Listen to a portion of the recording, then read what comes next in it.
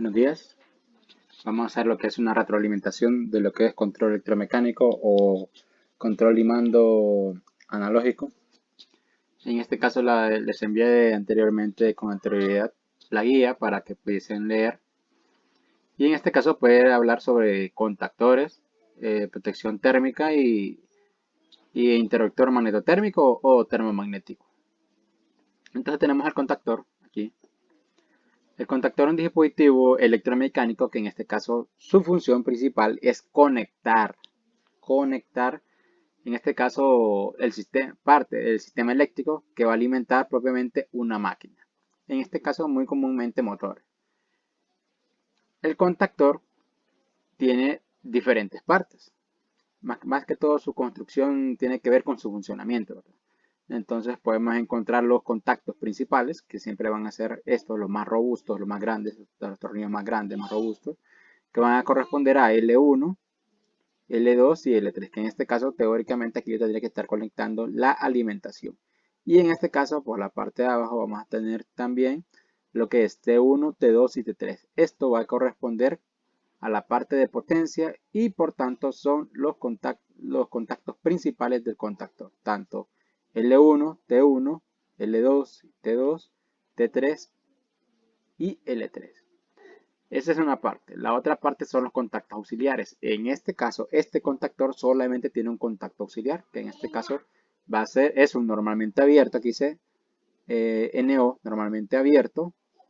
Y en este caso, tengo su nomenclatura que es un 13-14, que corresponde a un contacto auxiliar normalmente abierto. Entonces, a simple vista no se puede observar, pero este contacto es menos robusto o teóricamente debería de manejar corrientes mucho menores en relación a las corrientes que pueden manejar los contactos principales. Y por otro lado también tenemos lo que es la bobina, las terminales de la bobina que van a corresponder a T1 y a A1 y a A2, que en este caso no se mira en la imagen. No se mira en la imagen.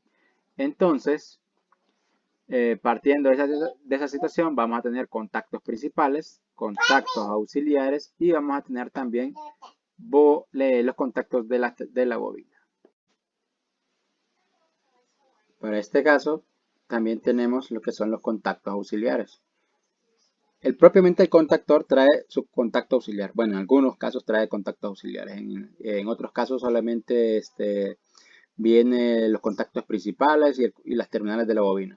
En este caso tenemos contactos principales, las terminales de la bobina y un contacto auxiliar. Depende de la marca, depende de las funciones también que yo quiera sobre el contactor, puedo tener dos contactos auxiliares.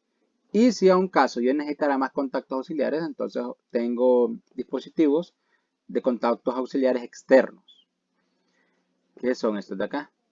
Entonces estos simple y sencillamente los monto encima del contactor y ya adiciono más contactos auxiliares. Obviamente estos son componentes externos, entonces obviamente si los voy a necesitar, obviamente compro, si no, pues obviamente no. Ahora, un aspecto importante con respecto a la elección de un contactor, básicamente son tres puntos. Uno es la tensión de alimentación o el voltaje al cual yo voy a alimentar. Los contactores yo los puedo encontrar o se pueden encontrar para conectar la bobina, las terminales de bobina, en 12 voltios, 24 voltios, 220 voltios, 110 voltios, 440 voltios. Estos voltajes que acabo de mencionar, tanto 12 como 24 son en corriente directa, ya sea 110, 220, 440, son voltajes en corriente alterna. Es decir que yo puedo tener contactores que su bobina se conecte a DC, ya sea en 12 o en 24 voltios. Y también puedo tener bobinas de contactores que se conecten ya sea a 110 o a 220 voltios o 440 voltios. Entonces, eso no quiere decir que yo puedo conectar un contactor cuya bobina necesita 12 voltios para funcionar en un voltaje diferente, ya sea en alterna o en directa. Si mi bobina me dice o me indica que solamente o que necesita operar con 12 voltios, entonces solamente puede operar con 12 voltios y no puede operar con ningún otro voltaje. Lo mismo si me indica que es de 24, lo mismo si me indica que es de 200 voltios, lo mismo si me indica si es de 110 voltios. Yo no puedo conectar la bobina de mi contactor a un voltaje diferente al que me indica propiamente los datos del contactor o los datos de la bobina del contactor. Otro aspecto importante con respecto a la elección del contactor es que para su funcionamiento los contactores pueden estar funcionando ya sea una vez al transcurso de todo el día o puede estar funcionando varias veces en el transcurso del día. Eso quiere decir que yo tengo que seleccionar mi contactor de acuerdo a ese tipo de funcionamiento. Entonces,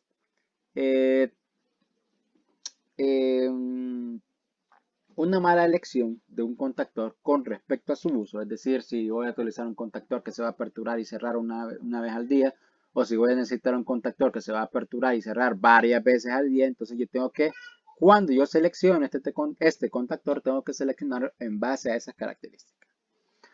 Y la última característica en este caso es la corriente que consume el motor de forma permanente, o en este caso la corriente de servicio. ¿Por qué es importante este dato? Porque mis contactos principales, que en este caso son estos, esa corriente de diseño o de motor o de servicio va a estar circulando por estos contactos principales. Si la corriente es menor, si la corriente de mis contactos es menor a la corriente de operación, obviamente es mi contactor, sus contactos se van a dañar rápidamente porque está sobredimensionado. En este caso yo debo seleccionar mi contactor de acuerdo a las características del motor, si fuese el caso, o de la corriente de operación. Entonces, el año pasado habíamos visto sobre la clasificación NEMA de los contactores y en esa clasificación NEMA me indica a qué voltaje y a qué corriente puede operar mi contactor. Esto es porque si mis contactos están funcionando a una corriente diferente, ya sea mucho más alta de su diseño, esos contactos van a durar poco tiempo. Y por tanto mi contactor va a dejar de accionar mi máquina o mi motor y me va a estar generando problemas a la hora de la producción. Entonces yo debo dimensionar de manera correcta los contactos de mi contactor, o más bien dicho mi contactor. Eso es con respecto al contactor. Ahora con respecto al interruptor, al relé térmico. Tengo que hay otros aspectos también que hablan sobre el contactor, pero los voy a tratar más extensamente cuando estemos trabajando con lo que son los diagramas. Ahora con respecto al relé de sobrecarga térmico. El relé de sobrecarga térmico es un dispositivo que en este caso se carga de proteger mi motor. Y en este caso mi relé de sobrecarga térmico se acopla directamente a la salida de mi contactor. En este caso estas son las terminales de salida del contactor. Si se fijan debe tener terminal T1, T2, T3. Y en este caso este me indica que tiene contactos auxiliares. Puede ser que tenga contactos auxiliares o puede ser que sean las terminales de la bobina. Entonces eso va a depender del diseño del contactor y del diseño también del relé térmico. En este caso aquí me indica ciertas terminales. Estas de aquí serían las terminales de entrada de mi relé térmico. Estas de aquí serían las salidas de mi relé térmico. Y aquí tengo terminales, ya sea normalmente abierto o ya sea normalmente cerrado. Si es 14 o si es 22. Y aquí tengo contactos auxiliares. Estos son contactos auxiliares de mi relé térmico. En este caso, normalmente cerrado y en este caso, normalmente abierto. Generalmente, este tipo de dispositivos se colocan en el diagrama en el circuito de arranque. Porque muchas veces el circuito de arranque lo que hace, o el circuito de control, lo que hace es controlar el circuito de potencia. Más adelante vamos a ver esa clasificación. Tenemos que un circuito del control de una máquina está constituido básicamente por dos partes. Un circuito propiamente de control y un circuito de potencia o de fuerza. El circuito de potencia obviamente es donde va a estar conectada la carga y el circuito de control es quien se carga de controlar el circuito de potencia. Entonces generalmente estos contactos auxiliares van en el circuito de control para poder, en este caso de que haya alguna falla o una sobrecarga, en este caso poder desconectar el circuito de control y de esta manera proteger a mi motor.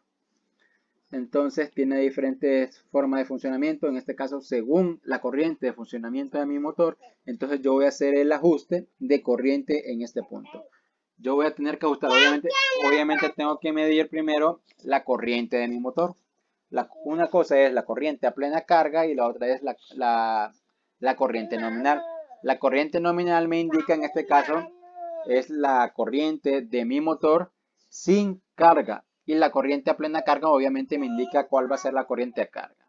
Entonces, obviamente yo tengo que ajustar esta selección de corriente de acuerdo a mi corriente de plena carga. Porque mi motor va a arrancar en base a esa corriente. Y aquí tengo otros dispositivos que en este caso, en el caso de que haya una falla, me permite seleccionar si yo lo pongo de manera automática o si se restablece de manera manual. Entonces, si llega a pasar la falla después de cierto tiempo, automáticamente vuelve a entrar el relé térmico. Si lo dejara configurado a la función automática, si lo dejara controlado a la función manual, entonces obviamente tengo que venir yo y restablecer mi relé térmico para poder restablecer el funcionamiento de mi motor en este caso. Entonces más o menos cómo funciona el relé térmico, que en este caso, vuelvo y repito, se encarga de proteger a mi motor. Y más adelante creo que había la forma de selección de relé térmico. Básicamente la forma de seleccionar el relé térmico varía, por un lado, en el tiempo máximo y también en la regulación de intensidad del relé. Entonces les decía que tengo que dimensionar mi relé térmico de acuerdo a la corriente de operación de plena carga de mi motor. En base a eso yo